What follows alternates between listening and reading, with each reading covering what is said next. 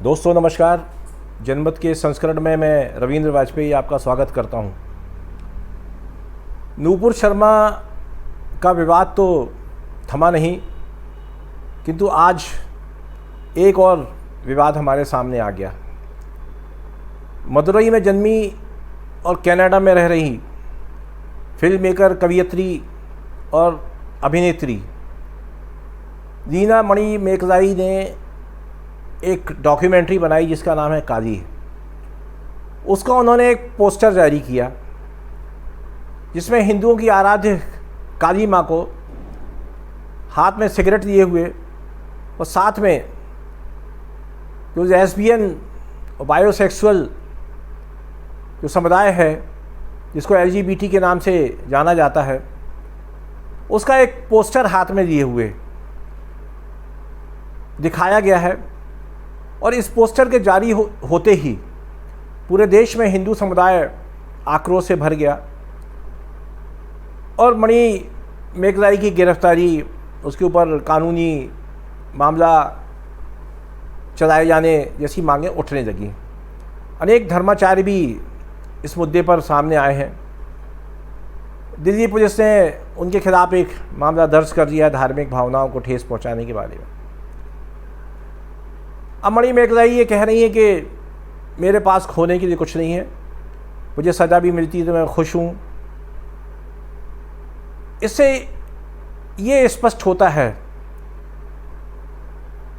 कि ये जो पोस्टर उन्होंने जारी किया है या फिल्म के कथानक से संबंधित ही होगा निश्चित रूप से। उनके मन में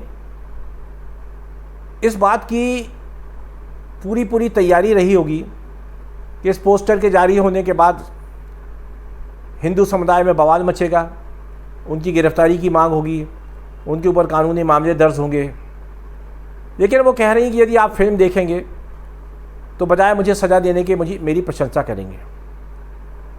हो सकता है उनकी बात सही हो, फिल्म का कथानक या फिल्म में जो फिल्मकार कहना चाहता है, उससे जो संदेश देना चाहता है, वो हो सकता हो ऐसा हो जो देखने के बाद दर्शकों को पसंद आए। किंतु प्रश्न ये भी है कि हिंदू जिस एक पौराणिक चरित्र पर विश्वास रखते हैं, उसके प्रति श्रद्धा भाव रखते हैं, उसके बारे में इस तरह का आपत्तिजनक पोस्टर बनाने के पीछे मणि मेकलाई की क्या धारणा हो सकती है, क्या सोच हो सकती है। निश्चित रूप से हमारे देश में भी इस तरह की फिल्में कई बनी हैं जिनमें ईश्वर को लेकर के तरह तरह के व्यंग्य किए गए, उनको लेकर के विवाद भी हुए। लोगों ने देखा, कुछ फिल्में चली, कुछ फिल्में नहीं चली। लेकिन प्रश्न ये होता है कि जब किसी फिल्म का पोस्टर या उसका ट्रेलर इस तरह से पेश किया जाए कि उसे लेकर के विवाद हो और उसी बहाने वो फिल्म या डॉक्यूमेंट्री जो है दर्शक उसको देखने पहुँचे हैं, तो मुझे लगता है कि ये फिल्म के नाम पर जो एक कला का क्षेत्र है, ये इसका विकृत स्वरूप है। कला जो होती है वो लोगों को आनंदित करने के लिए होती है, आक्रोशित करने के लिए नहीं। कुछ कथानक ऐसे होते हैं जिन्हें देख करके दर्शक आक्रोशित भी होता है, किंतु उनका जो उद्देश्य होता है वो ये है कि समाज में सोई हुई भावनाओं को इस तरह जगाना कि वह अन्याय के प्रति, अत्याचार के प्रति संघर्ष के लिए प्रेरित हो, तैयार हो। किंतु जब इस तरह की बातें उठती हैं, जैसे कि हमें याद होगा दिल्ली की जवाहरलाल नेहरू यूनिवर्सिटी, जिसे JNU के नाम से सभी जानते हैं, वहाँ पर कुछ वामपंथी सोच के छात्रों ने महिषासुर की जयंती मनाई। अब महिषासुर जो है वो हिंदू समाज के लिए एक राक्षस था जिसका माँ दुर्गा ने संहार किया। अब यदि किसी को महिषासुर की जयंती मनानी है तो उसे उसका कारण भी स्पष्ट करना चाहिए। तो बताया कि महिषासुर को जो है एक दलित चरित्र के रूप में रखने की कोशिश की गई और उस बहाने एक वर्ग विशेष के छात्रों को भड़काने का प्रयास हुआ। इस तरह की कोशिशें देश में और भी जगह होती रही हैं। लेकिन मुझे लगता है कि आज जब संचार क्रांति का युग है और छोटी से छोटी बात भी पलक झपकते सारी दुनिया के सामने पहुंच जाती है, तब किसी भी क्षेत्र के व्यक्ति को कुछ कहने के पहले, कुछ करने के पहले इस बारे में सोचना चाहिए कि क्या उसका यह कृत्य समाज के एक वर्ग विशेष को मानसिक रूप से आहत तो नहीं करेगा, और यदि ये जानते हुए भी कि इसका क्या परिणाम होना है, यदि फिर भी वो ऐसा करता है, तो फिर मुझे लगता है कि कहीं ना कहीं वो व्यक्ति जो है वो जानबूझ करके ऐसा कर रहा है।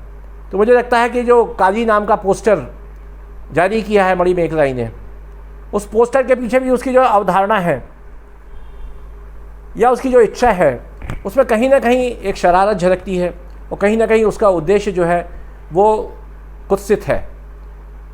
कानून इसके बारे में क्या करेगा, या हिंदू धर्मावलंबियों की उत्तेजना जो है वो किस हद तक बढ़ेगी, ये उतना महत्वपूर्ण प्रश्न नहीं है।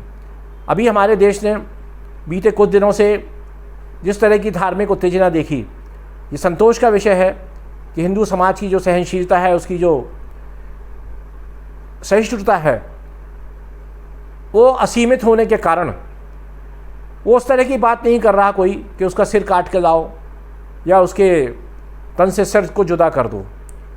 लेकिन इस संवेदनशीलता को, इस सहनशीलता को मुझे लगता है कि कमज़ोरी मान करके समय समय पर हिंदू देवी देवताओं का या हिंदू मान्यताओं का मजाक उड़ाने का जो एक, मैं कहूँगा, षड्यंत्र चल रहा है, इसे रोका जाना बहुत ज़रूरी है।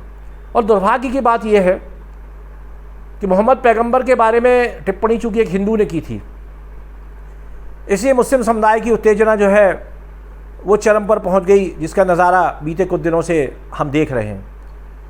किंतु हिंदू देवी देवताओं के बारे में जब हिंदू समाज का ही कोई व्यक्ति इस तरह की बातें पेश करता है और उनका अपमान करने की कोशिश करता है, तो निश्चित रूप से बड़ा दुख होता है।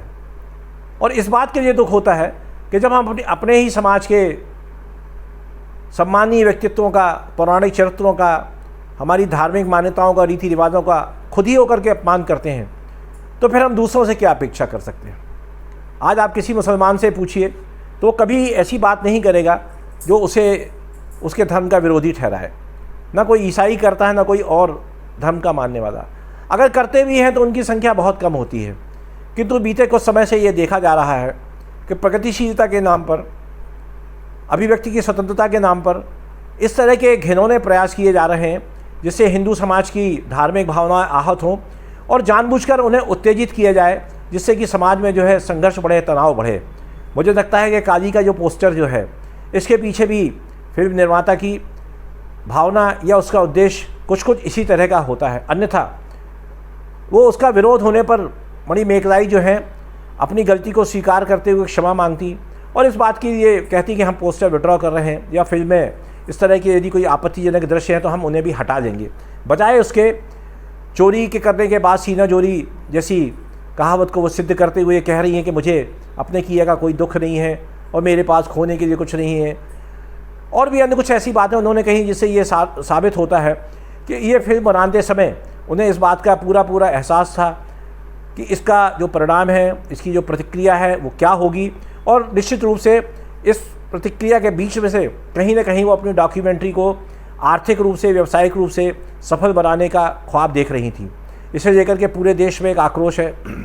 भले ही वो आक्रोश जो है एक सीमा के भीतर हो, किंतु मुझे लगता है कहीं ना कहीं केंद्र सरकार को अब इस बारे में एक बहुत कठोर कानून बनाना चाहिए कि कोई भी व्यक्ति जो है किसी अन्य धर्म की भावनाओं को यदि ठेस पहुंचाता है या अपने ही धर्म की भावनाओं के विरुद्ध जाकर के ऐसा कोई काम करता है जिससे समाज जो है वो आक्रोशित हो या समाज में उत्तेजना बढ़े और उसके बाद जो है तनाव बढ़े, तो फिर इस तरह का कृत्य करने वालों को बहुत कड़ी सज़ा मिलना चाहिए। क्योंकि भारत जैसा खुला प्रजातंत्र वाला देश, जहाँ की हमारे लिए हर तरह की आज़ादी है, धर्म का पालन करने की, धर्म का प्रचार करने की और अभिव्यक्ति की, इसका जिस तरह से दुरुपयोग हो रहा है, ये कहीं ना कहीं समाज को तोड़ने का एक औजार बनता चला जा रहा है।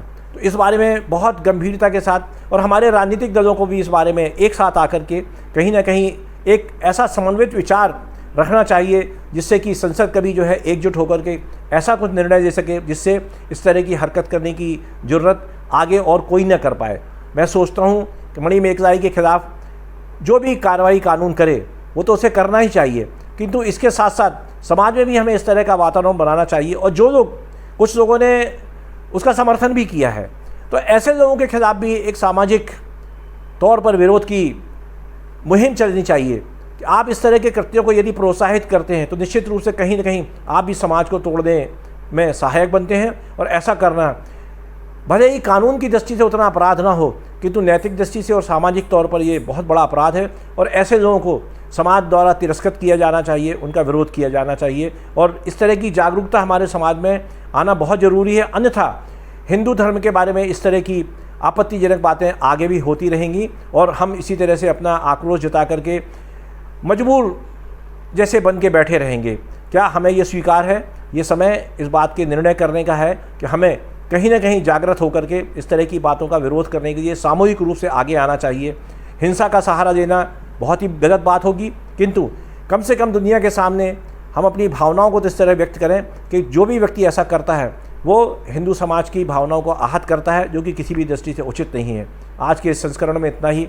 कल किसी नए विषय पर आपसे चर्चा के लिए आऊँगा। तब तक के लिए नमस्कार, धन्यवाद, शुभ रात्रि मित्रों।